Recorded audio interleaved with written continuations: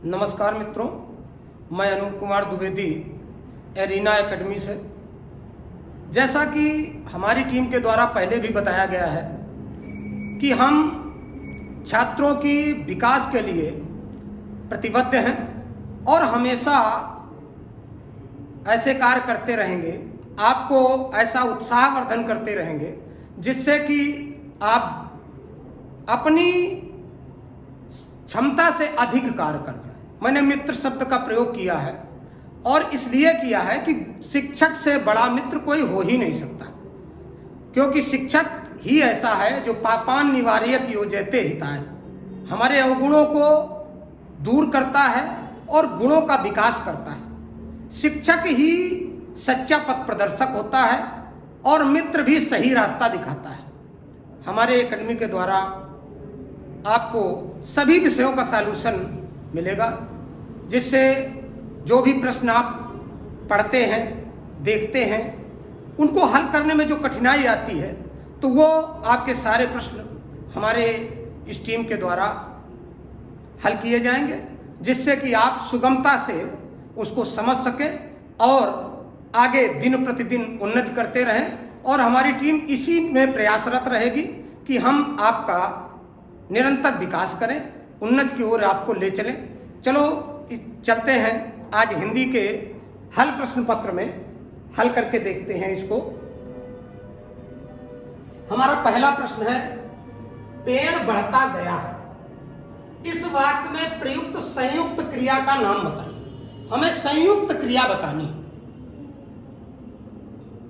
इसमें पेड़ बढ़ता गया, पेड़ के बढ़ने का जो क्रम होता है वो नित्यता होता है, नित्य होता है। विकास जो वृक्ष का होता है नित्य होता है। इसलिए हमारे इस का जो सही हल होगा उसमें आपका आंसर होगा नंबर 1 पे। यह है नित्यता बोधक संयुक्त क्रिया, नित्यता बोधक संयुक्त क्रिया।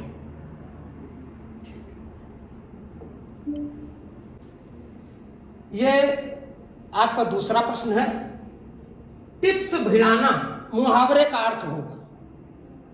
देखिए आप लोग भी, ये तो साधारण है, आप लोग भी कहते हैं ये टिप्स लगाओ वो टिप्स लगाओ, है ना। तो इस बिल्कुल साधारण सा ये मुहावरा आपके सामने आया है कि टिप्स भिड़ाना, तो सिफारिश करना। हम किसी से टिप्स भिड़ा रहे हैं, अर्थात हम उस कार्य के लिए सिफारिश कर रहे हैं। तो इसका जो 2 नंबर क्वेश्चन है, इसका सही आंसर होगा सिफारिश करना। समझ में आया? ठीक।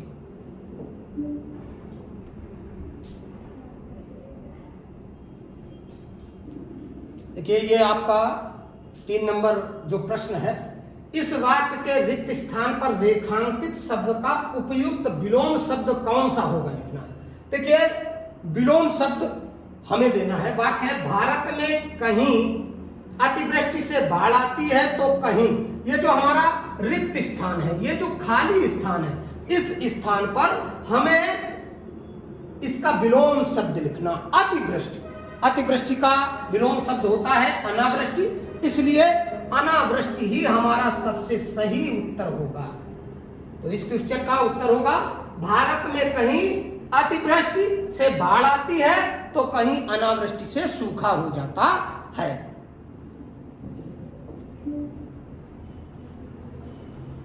बोलिए चलिए अगले क्वेश्चन चलते हैं, हम आगे क्वेश्चन देखते हैं। निम्न में से किस वाक्य में उत्कंठा के सही पर्यायवाची शब्द का प्रयोग हुआ है। उत्कंठा हमारी अभिलाषा, लालसा, इच्छा। ठीक, तो देखते हैं हम आंसर में। तो ये है, रघु में उत्साह की कमी है।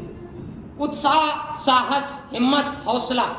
ठीक है, तो इसका अर्थ तो उत्कंठा नहीं आ रहा, नहीं हो सकता है ना। 90 में अब कोई लालसा शेष नहीं बची। अभी मैंने बताया लालसा, इच्छा, अभिलाषा, उत्कंठा, तो इसका सही उत्तर होगा 90 में अब कोई लालसा शेष नहीं बची। ठीक है, अब हम अगले क्वेश्चन की ओर चलते हैं। देखिए,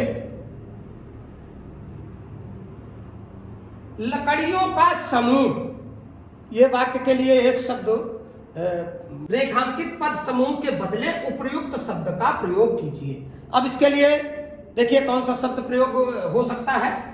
लकड़ियों, लकड़ियों का गट्ठर होता है, लकड़ियों का गट्ठर होता है, ढेर या रेवड़ नहीं होता। इसलिए इसका सही उत्तर होगा लकड़ियों का गट्ठर। चलिए अब आगे आपका छठा क्वेश्चन है। निम्नलिखित वाक्य के किस खंड में त्रुटि है? हमें गलती देखनी है, त्रुटि कौन से वाक्य में त्रुटि है उसको छांट कर लिखना है। जीवन और साहित्य का घोर संबंध है, जीवन और साहित्य का घोर संबंध है। देखिए हम पहले वाक्य को पढ़ते हैं, समझते हैं, मनन करते हैं, चिंतन करते हैं, तब जाकर के उसका उत्तर दिया जाएगा, तो आपका उत्तर गलत नहीं होगा। और अगर हम केवल देखा और देख करके तुरंत आंसर दे दिया तो कभी कभी हम क्वेश्चन में नहीं या हाँ में थोड़ी सी गड़बड़ी कर देते हैं। इसलिए विशेष करके आप लोगों को निर्देशित किया जाता है कि जब भी प्रश्न पढ़िए, आप पूरा प्रश्न पढ़िए, समझिए और उसके बाद उत्तर दीजिएगा। इसका है जीवन और साहित्य का घोर संबंध है। यहाँ कुछ न कुछ गड़बड़ दिखाई दे रही है, और जो गड़बड़ है वो देखिए जीवन और साहित्य में तो कोई गड़बड़ दिखाई नहीं दे रही, संबंध में कोई गड़बड़ दिखाई नहीं दे रहा। इसलिए जो भी गड़बड़ी है वो ये शब्द है उच्चारित करने में, ठीक है। तो इसका जो त्रुटि है वो घोर शब्द में है। इसका आंसर चौथा होगा और इसी पे आपको टिक करना है, यही आपके लिए सही और सटीक उत्तर होगा। अब आपका 7 नंबर प्रश्न है, दिए गए शब्दों में से उचित शब्द से वाक्य पूर्ण करनी है। वैद्य जी देखकर इलाज करते हैं। क्या देखकर इलाज करते हैं? अब चेहरा देखकर तो नहीं करेंगे, ठीक है। वैद्य जो हमारी सुश्रुत संहिता वगैरह में ये सब पहले से ही वर्णित किया गया है कि वैद्य हमारी नब्ज देखते हैं। नब्ज माने नाड़ी, नब्ज माने नाड़ी। तो नारी तो स्त्री शब्द हो गया, स्त्री का पर्यायवाची है, इसलिए नीर जल का पर्यायवाची है। नीड़ घोंसला होता है, तो इसलिए ना तो घोंसला देखकर करेंगे ना पानी देखकर करेंगे। जो भी वैद्य इलाज करेंगे तो नाड़ी देखकर करेंगे। इसलिए हमारा सही उत्तर होगा 2 नंबर नाड़ी। नाड़ी पे हमें टिक करना है।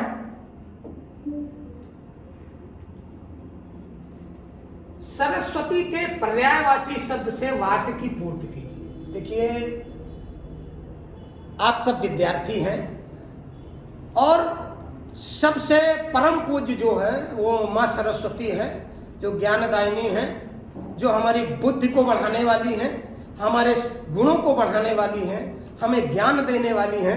तो इनका पर्यायवाची शब्द तो लगभग सभी को मालूम होगा, ठीक है। हंसवाहिनी, ज्ञानदायिनी, शारदा, इस तरह के पर्यायवाची हैं। तो उमा 2 नंबर पे दिया है, ये हमारी गौरी जी का पर्यायवाची है। इसलिए इस सरस्वती का पर्यायवाची नंबर 1 पे ही दिया हुआ है शारदा। इसलिए सरस्वती का सही पर्यायवाची शारदा होगा। एक नजर डालते हैं इस प्रश्न पर। वह व्यक्ति जो विद्यार्थियों को पढ़ाने का कार्य करता है, ये तो सभी को बिल्कुल सरल है, सभी लोग बता देंगे।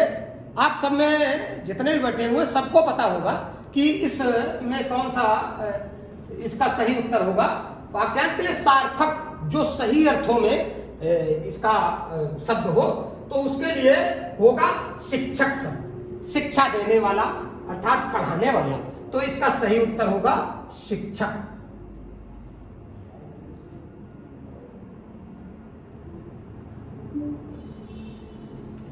निम्नलिखित वाक्यों के लिए उपयुक्त सार्थक शब्द है। जो उपयुक्त, देखिए उपयुक्त होगा, उपयुक्त वाक्य में क्या दिया हुआ है कि सार्थक शब्द होगा। जो कहा ना जा सके, प्रश्न को पहले समझिए। जो कहा ना जा सके, जिसको हम कह न सके, वो कैसा वाक्य होगा? एक शब्द हमें उसके लिए प्रयोग करना है, वो होगा अकथ्य।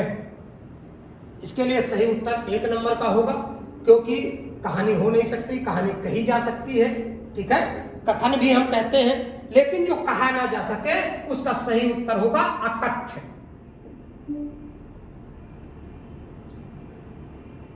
वाक्य में रेखांकित अंश के लिए उचित मुहावरा दिए गए।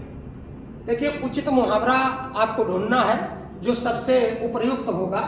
विकल्पों में से चुनिए तुम किस काम के हो, तुम किस काम के हो। तो इसके लिए लोग कह देते हैं कि तुम किस मर्ज की दवा हो, कहते हैं कि नहीं कहते? सभी लगभग आपके आसपास पड़ोस में लोग इस तरह के मुहावरे का प्रयोग करते रहते हैं ना। तो इसका तुम किस काम के हो, इसलिए इसका उत्तर सही होगा किस मर्ज की दवा। इसका उत्तर सही मुहावरा जो होगा वो किस मर्ज की दवा होगा।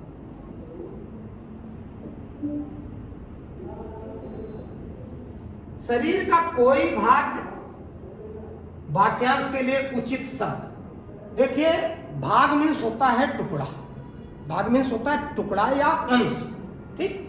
तो अब हम जब भी कभी नजर डालते हैं तो देखते हैं कि अवयव, अवयव मीन्स होता है भाग, शरीर का कोई अंग, टुकड़ा। जैसे अभिन्न शब्द लिखा हुआ है, अगर इसी में अंग लग जाता, अभिन्न अंग, तो यह उत्तर भी हो सकता था। लेकिन अभिन्न जो भिन्न ना हो, तो इससे तो यह हल होता नहीं है कि ये उचित होगा।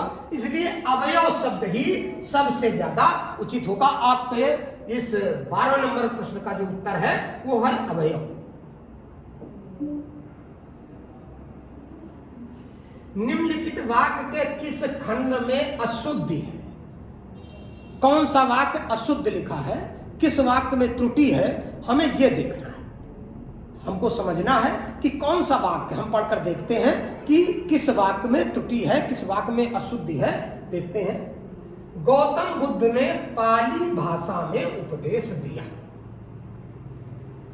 उपदेश कोई त्रुटि नहीं, दिया कोई त्रुटि नहीं, भाषा कोई त्रुटि नहीं, पाली, पाली शब्द।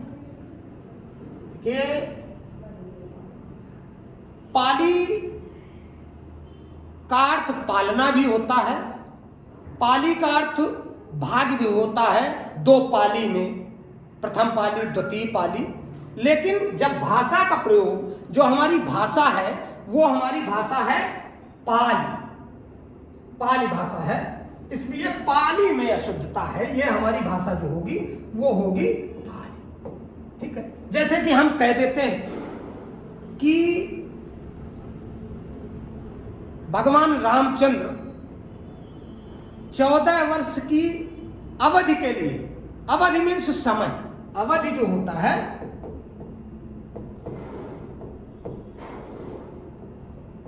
समय, वनवास के लिए गए, ठीक। और रामचरितमानस अवधी भाषा में लिखा गया ग्रंथ है। रामचरितमानस किस भाषा में है?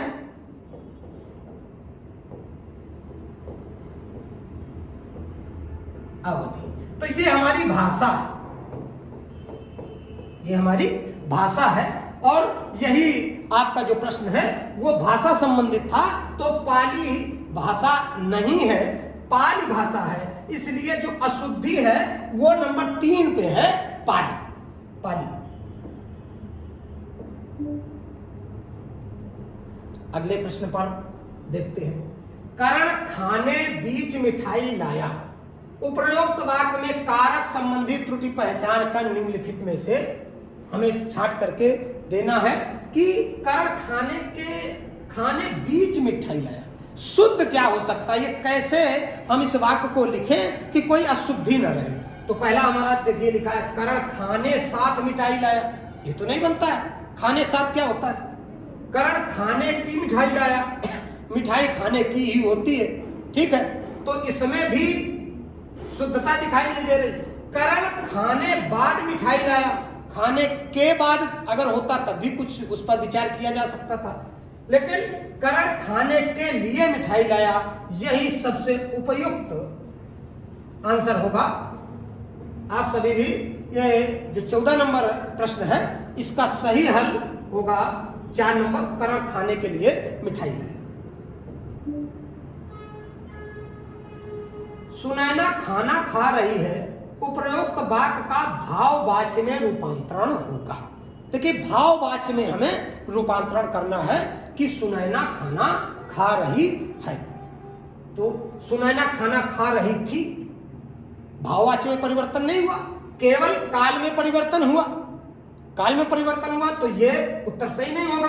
सुनैना खाना नहीं खा रही है, ये नकारात्मक हो गया, ये भी सही नहीं होगा। सुनैना खाना खा रही होगी, ये भी काल परिवर्तन हुआ, भविष्य काल में परिवर्तित कर दिया गया, भाववाच्य में नहीं हुआ।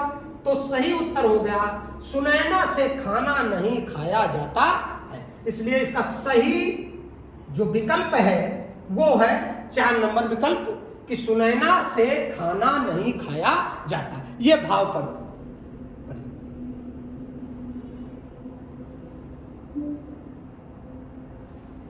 निम्नलिखित गद्यांश में कुछ शब्दों को हटा दिया गया है।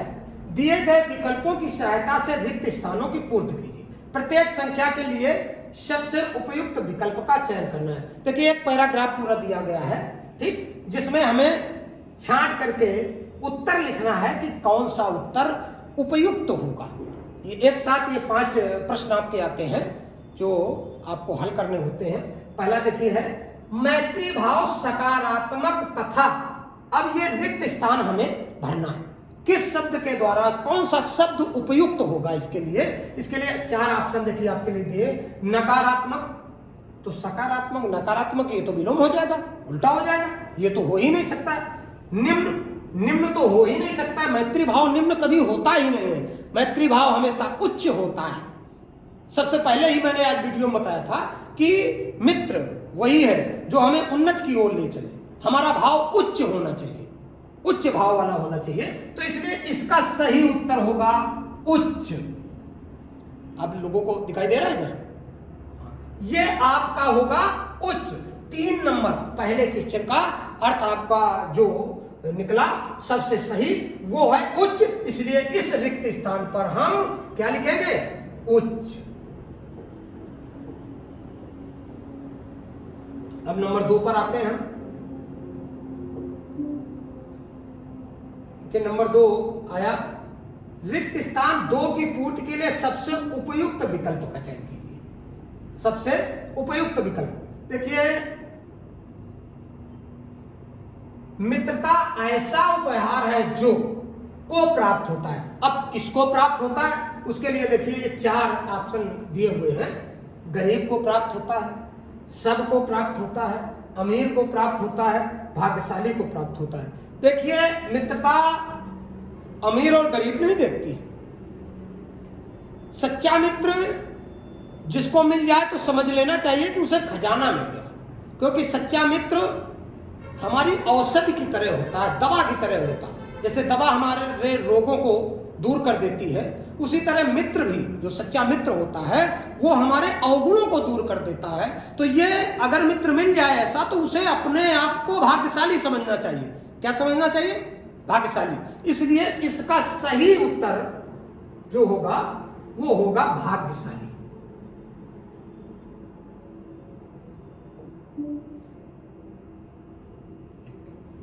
इसका सही उत्तर भाग्यशाली होगा। अब देखते हैं हम तीसरे क्वेश्चन की ओर।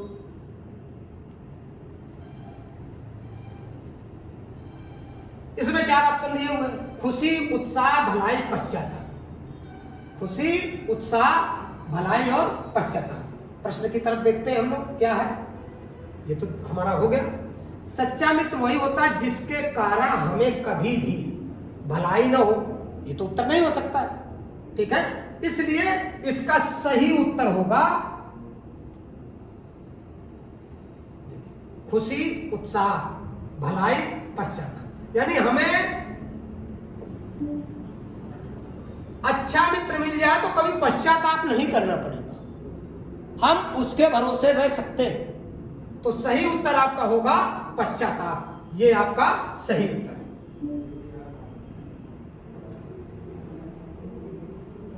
अब देखिए 3 आपके हल हो चुके, चौथा है जब भी हमारी ऐसी कोई आदत होती है जिससे दूसरों को परेशानी होती, तो ऐसी आदत हमें क्या करनी चाहिए? रखनी चाहिए।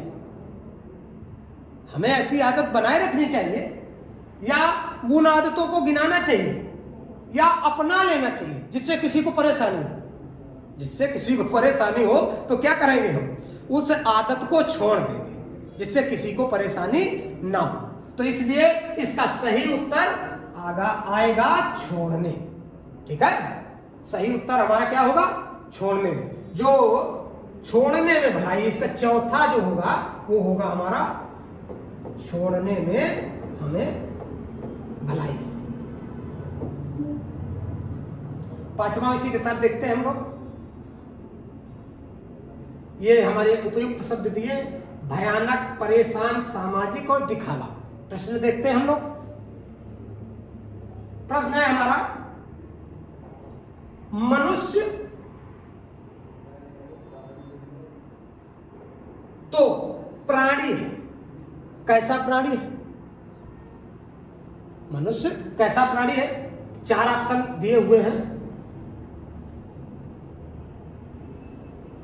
भयानक प्राणी है, ये तो सही उत्तर नहीं हो सकता है। परेशान करने वाला प्राणी है, ये भी सही उत्तर नहीं है, क्योंकि परेशान करने वाले दैत्य हैं, दानव हैं, निशाचर हैं। दिखावा करने वाले कुछ ही लोग होते हैं। ठीक है, सभी मनुष्यों को तो ऐसा नहीं कहा जा सकता है, लेकिन जो सबसे उपयुक्त कि मनुष्य कैसा प्राणी है, तो उसका सबसे उपयुक्त जो उत्तर होगा वो होगा कि मनुष्य सामाजिक प्राणी है। इस प्रकार से आपके आज 20 प्रश्न का हल कराया गया है, और ऐसे ही आपको नित्य नए नए प्रश्नों को देखने को मिलेंगे, जिनके हल आपके सामने होंगे। सभी विषय के होंगे। हमारी पूरी टीम, जैसा कि सभी लोगों ने कहा है, मैं भी वही बात दोहरा रहा हूँ कि इस तरह से हल करा करके आप सभी छात्रों का विकास करने के लिए हम तत्पर हैं, तत्पर रहेंगे, और प्रयास हमारा जारी रहेगा।